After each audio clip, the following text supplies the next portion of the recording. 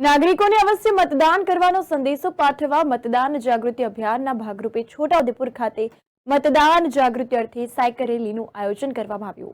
આજરોજ વહેલી સવારે લોકસભા સામાન્ય ચૂંટણી 2024 અંતર્ગત આગામી તારીખ 7/5/2024ના રોજ મતદાન થનાર છે। તેવામાં છોટાઉદેપુર જિલ્લાના વધુમાં વધુ નાગરિકો તેમના મતાધિકારનો ઉપયોગ કરે તે માટે જિલ્લા ચૂંટણી અધિકારી અને જિલ્લા કલેક્ટર અનિલ ધામેલિયાના માર્ગદર્શન હેઠળ વિવિધ સ્થળો પર મતદાન જાગૃતિ કાર્યક્રમનું આયોજન કરવામાં આવ્યું।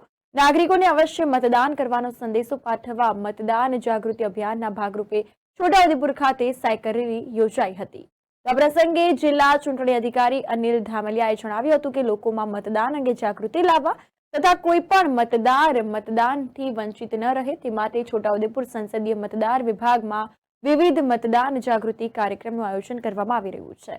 તેના ભાગરૂપે આજે સાયકલ રેલીનું પણ આયોજન થયું છે। આ ઉપરાંત જિલ્લામાં અવસર ડિસ્કાઉન્ટ માટે ઘણા વેપારીઓએ સહમતિ દર્શાવી છે।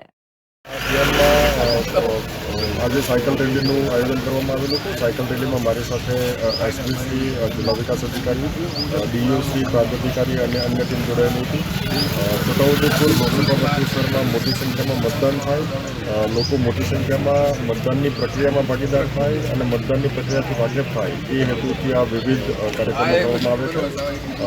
એ અંતર્ગત આજે આપણે સાયકલ રેલીમાં જોડાયેલા હતા। મારી સાથે મોટી સંખ્યામાં લોકો જોડાયેલા હતા અને આપણે તબક્કાવાર આગામી મતદાનની પ્રક્રિયા પૂરી ના થાય ત્યાં સુધી મતદાન જાગૃતિના વિવિધ કાર્યક્રમો કરતા રહેવાના।